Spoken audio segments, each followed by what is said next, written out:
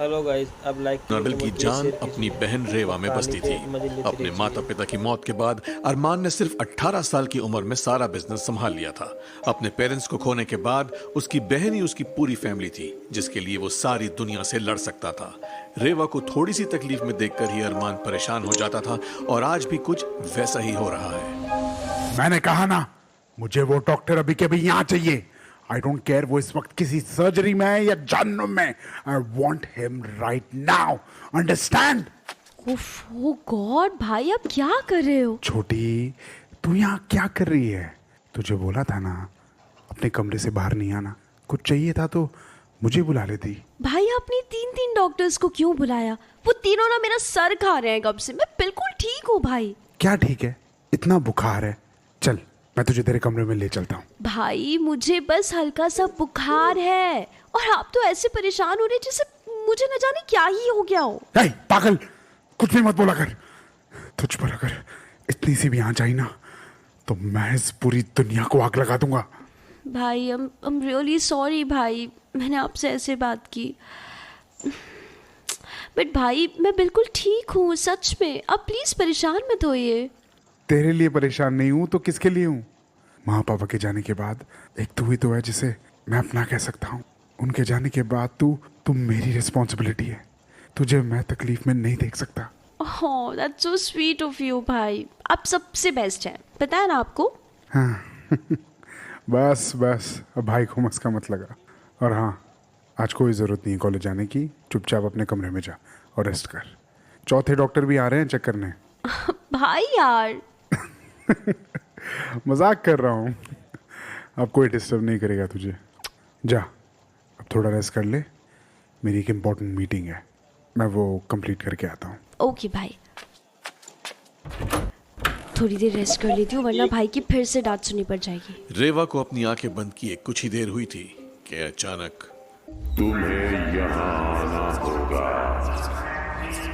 तुम्हें यहाँ आना ही होगा।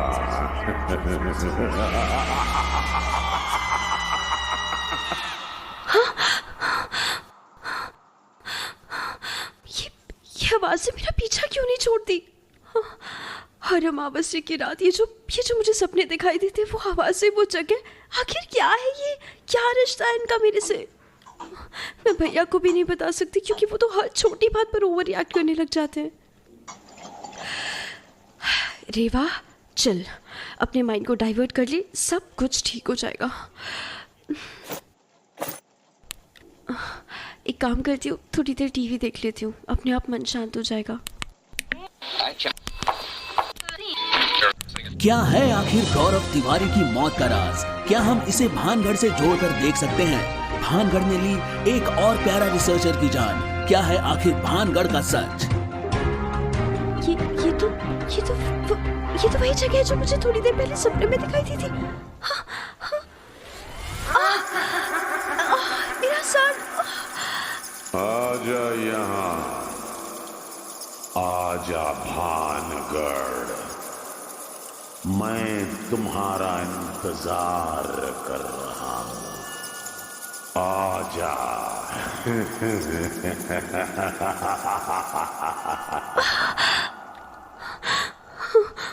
नहीं, स्टॉप। मैं और बर्दाश्त नहीं कर सकती। ये विजन्स बढ़ते ही जा रहे हैं।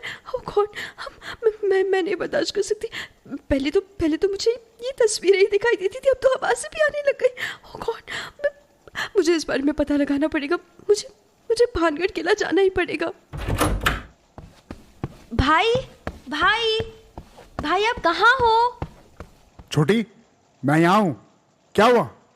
तू ठीक तो है? तुझे ज़्यादा बुखार तो नहीं आ गया? मैंने कहा था डॉक्टर को बुलाऊं।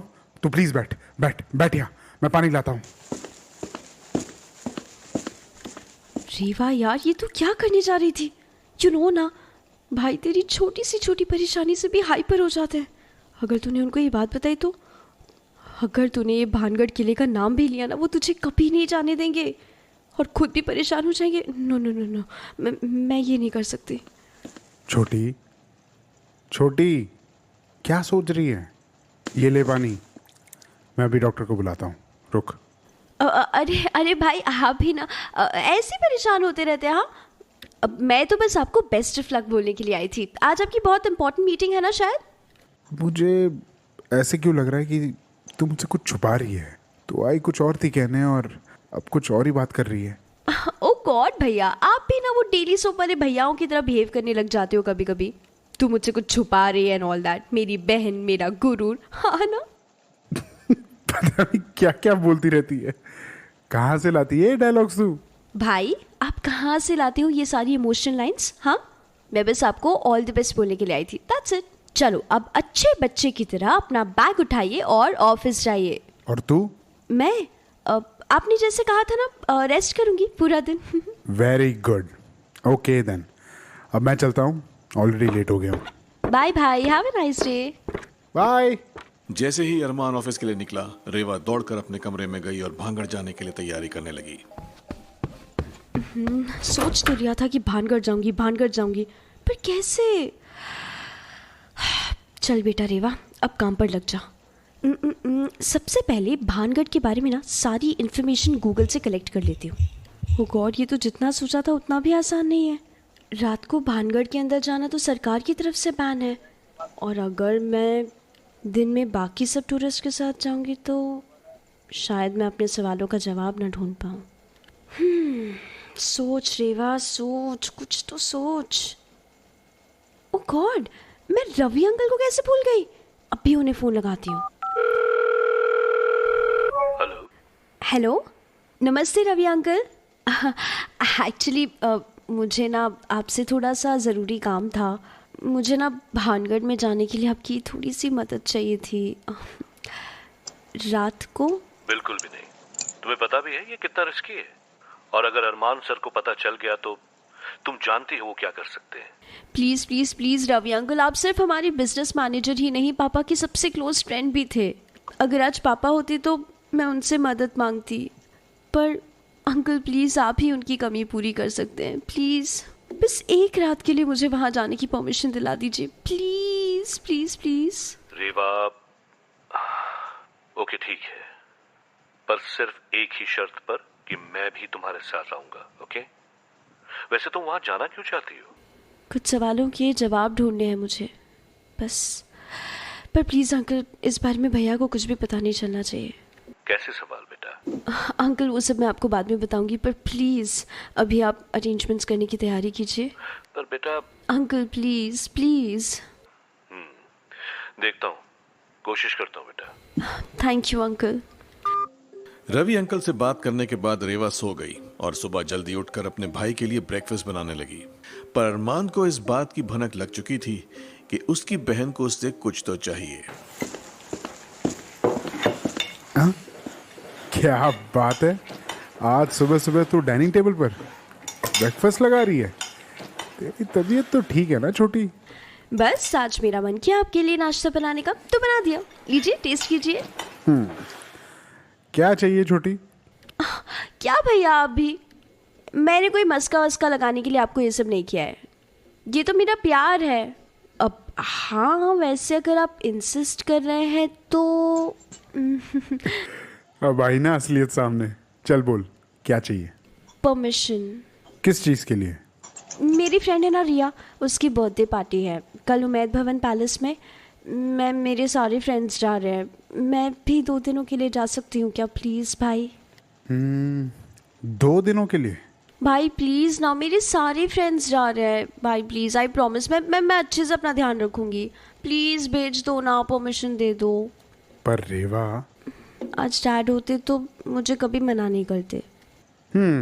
अब इतना भी ड्रामा करने की जरूरत नहीं है, चली जाना, but take care of yourself first. Thank you भाई, यू द बेस्ट वन। अब बस बस बस अब शाम को ड्राइवर तुझे छोड़ आएगा। पर ओके सॉरी भाई, मेरा प्लान कुछ और ही है। मैं आकर आपको सब कुछ बता दूंगी, प्रॉमिस।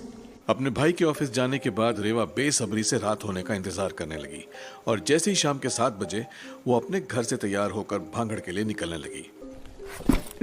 चल यार रेवा, जल्दी कर, 7 बजे यहाँ से निकलूंगी तो रात के 1-1:30 बजे पहुँच पाऊंगी वहाँ पे। अरे हाँ, रवि अंकल को भी तो कॉल करके पूछ लेती हूँ कि वो रेडी हुए या नहीं। कैमरा ले लेती हूँ, वहाँ जो भी होगा उसे रिकॉर्ड कर लूँगी और भाई को भी दिखा दूँगी। आई नो भाई मुझसे बहुत नाराज़ होंगे। कोई नहीं, कॉल कर लेती हूँ अंकल को।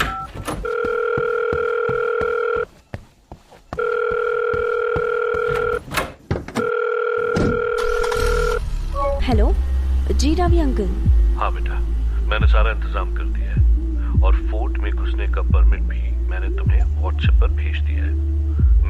मैं जरा जयपुर किसी काम से आया हुआ हूँ, यहाँ से कुछ देर में निकलूंगा। भानगढ़ यहाँ से सिर्फ 1.5 घंटे का रास्ता है, तो शायद मैं तुमसे जल्दी भी पहुँच जाऊंगा। तुम वहाँ पहुँचो, मैं तुम्हें वहीं मिलूंगा। Okay okay uncle. पर बेटा, ऐसी क्या बात है जो तुम इतना रिस्क लेने को तैयार हो गई? एक्चुअली भानगढ़ के कई सारे डरावने सपने आते हैं मुझे, जैसे कोई मुझे बुला रहा हो वहाँ पे, जैसे मेरा कोई कनेक्शन हो उस जगह से। पर तुमने इस बारे में कभी किसी से बात क्यों नहीं की? कई साल पहले ये बात मैंने मॉम को बताई थी। अब शायद मॉम ने डैड से भी शेयर की थी ये बात। उन्होंने कहा था कि वो किसी पंडित से बात करेंगे। फिर उसके 4 दिनों बाद ही उनकी कार का एक्सीडेंट हो गया और उसके बाद मैं ये बात किसी से शेयर ही नहीं कर पाई। मुझे नहीं पता कि उस जगह पर जाकर मैं सही कर रही हूँ या नहीं, पर मैं भाई को परेशान नहीं करना चाहती। बस मुझे जानना है कि ऐसा क्या है वहाँ पे जो मुझे अपने पास खींचता जा रहा है। वो आवाज़ें जो मुझे सुनाई देती है वो किसकी है आखिर, और क्यों वो बार बार मुझे अपने पास बुला रही है। इन सारे सवालों के जवाब मुझे भानगढ़ जाकर ही मिलेंगे। आई होप हमें वहाँ वो मिल जाए जो तुम ढूंढ रही हो। जी अंकल। अरे चलो भानगढ़ मिलते हैं। जी जी अंकल, बाय। और फिर रेवा 6 घंटा सफर करने के बाद भानगढ़ पहुंच गई और वहां उसका स्वागत खौफनाक फिजाओं ने किया, मानो वो उसे अपने पास बुला रही हो। कितनी डरावनी जगह है ये, और अकेलापन भी कितना है इस जगह पे। दूर दूर तक न जानवरों की आवाज है न इंसानों की। गॉड, यहाँ पे तो रवि अंकल की भी गाड़ी नहीं दिखाई दे रही। अब कॉल करती हूँ उनको। अंकल का फोन भी नहीं लग रहा है। क्या करूँ, वेट करूँ क्या? वेट ही कर लेती हूँ, क्या पता अंकल आधे घंटे में आ जाए। रेवा अगले 1 घंटे तक वहीं खड़ी रही, पर ना उसके रवि अंकल आए और ना ही उनका फोन, और इसलिए रेवा ने अकेले ही भानगढ़ में घुसने का फैसला किया। और वेट करूंगी तो मेरे हाथों से मौका निकल जाएगा। मुझे खुद ही अंदर जाना होगा अकेले, क्योंकि मेरे सवालों के जवाब यही है।